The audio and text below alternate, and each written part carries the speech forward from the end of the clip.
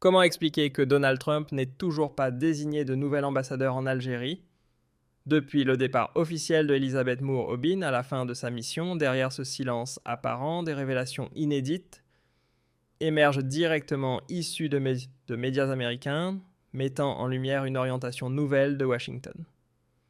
Il est notamment question d'un calendrier strict imposé dans le dossier sensible du rapprochement entre Alger et Rabat, ainsi que d'évolutions significatives concernant le Sahara occidental. Que la paix et les bénédictions soient sur le prophète. Avant d'aller plus loin, pensez à liker et à vous abonner. Mes chers abonnés, prêtez attention à ce premier décryptage. Comme chacun le sait, l'ambassadrice américaine a quitté ses fonctions et l'Algérie au tout début de l'année 2026. Pourtant, malgré ce départ acté, aucun remplaçant n'a encore été nommé. Alors que se passe-t-il réellement? Contrairement aux récits diffusés par certains médias marocains, la réponse est bien plus simple qu'on ne le prétend.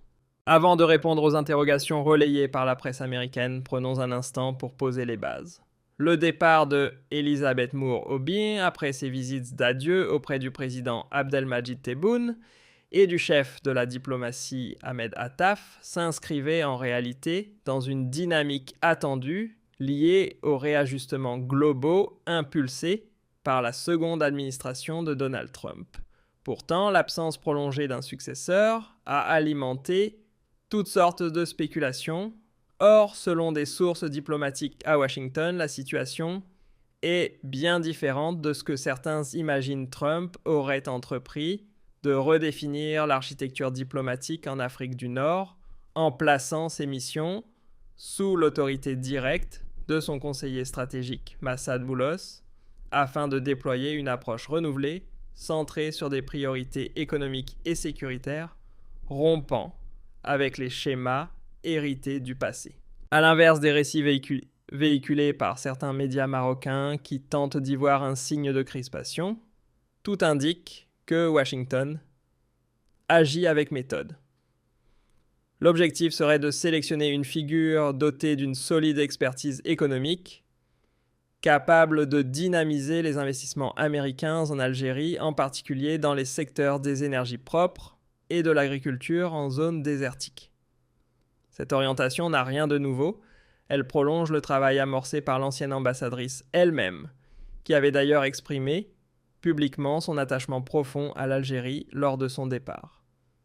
Une position qui, visiblement, n'a pas été du goût de Rabat, qui espérait un basculement radical de la politique américaine. Sur la question sensible du rapprochement entre Alger et Rabat, Washington a fixé un calendrier strict visant à réduire les tensions tout en insistant clairement sur un point essentiel, les préoccupations algériennes, notamment en matière de souveraineté et de sécurité frontalière face à certaines politiques jugées hostiles, devront impérativement être prises en compte. Selon plusieurs sources issues des médias américains, Massad Boulos, proche conseiller de Donald Trump, privilégie une ligne résolument pragmatique. Pas question de s'aligner aveuglément sur un camp au détriment de l'autre. L'objectif affiché serait plutôt de promouvoir une issue politique capable d'assurer l'équilibre régional tout en respectant pleinement la souveraineté de l'Algérie. Mais c'est sur le dossier du Sahara occidental que le véritable tournant se dessine et il est loin d'être anodin pour le Makhzen. Des indiscrétions en provenance de la Maison-Blanche laissent entendre que Washington ne s'enferme plus dans l'idée d'une autonomie comme seule option, mais envisage désormais des mécanismes consultatifs, voire électoraux, permettant au peuple sahraoui d'exercer son droit à l'autodétermination en accord avec les résolutions récentes du Conseil de sécurité. Cette inflexion stratégique traduit une volonté claire de solder les dossiers sensibles avec réalisme, plutôt que de les maintenir artificiellement en suspens. D'où la désorientation palpable de certains médias marocains, qui s'efforcent tant bien que mal de présenter le départ de l'ancienne ambassadrice comme un succès, alors qu'il s'inscrivait en réalité dans une réorganisation diplomatique globale touchant les grandes capitales. Dans ce contexte, les liens entre Alger et Washington sous l'impulsion de l'ère Trump semblent évoluer vers une coopération renforcée à la fois sur les plans sécuritaires et économiques. Les États-Unis reconnaissent de manière appuyée le rôle historique de médiateur joué par l'Algérie, un point que Elizabeth Moore Aubin avait elle-même souligné en rappelant l'épisode marquant de la libération des otages américains en 1985. Dès lors, la désignation d'un nouvel ambassadeur apparaît moins comme une incertitude que comme une simple formalité administrative, le temps d'identifier le profil idéal. Ce futur représentant travaillera en étroite coordination avec Massad Boulos afin de mettre en œuvre les nouvelles orientations visant à rééquilibrer les rapports dans la région et à contrer les narratifs jugés trompeurs diffusés contre l'Algérie. En définitive, réduire la situation actuelle à une simple vacance de poste serait une lecture superficielle. Ce qui se joue en réalité, c'est une transformation stratégique d'envergure pilotée par l'administration Trump. L'absence temporaire de nomination ne traduit ni désintérêt ni pression diplomatique, contrairement à certaines interprétations relayées par des cercles médiatiques proches du Maczen. Elle reflète plutôt une transition assumée vers une diplomatie d'action plus concrète orientée vers des intérêts économiques partagés et une approche résolument pragmatique. Ce moment de flottement à l'ambassade américaine en Algérie ne relève pas du hasard, mais d'un travail de fond particulièrement rigoureux. Il s'agit en réalité de sélectionner une personnalité capable d'affronter les enjeux du XXIe siècle, un diplomate apte à dépasser les simples discours, pour les traduire en actions concrètes, notamment dans des domaines stratégiques comme l'énergie et la stabilité régionale. Le message laissé par Elizabeth Moore Aubin au moment de son départ prend ici tout son sens en rappelant le rôle central de l'Algérie comme acteur de médiation et pilier d'équilibre. Elle a en quelque sorte balisé le terrain pour celui ou celle qui lui succédera, insistant sur une relation fondée sur un respect mutuel solide et durable. Du côté de Donald Trump, la lecture est limpide. Washington ne peut ignorer un partenaire dont le poids géopolitique s'étend à la fois sur l'Afrique et la Méditerranée. Le futur ambassadeur incarnera donc cette nouvelle orientation stratégique en collaboration étroite avec des figures influentes, comme Massad Boulos, afin de redéfinir les équilibres en Afrique du Nord. Par ailleurs, la gestion des tensions régionales évolue clairement vers une logique de résultats concrets. Le calendrier imposé pour rapprocher Alger et Rabat en est la preuve. L'époque du simple statu quo semble révolue.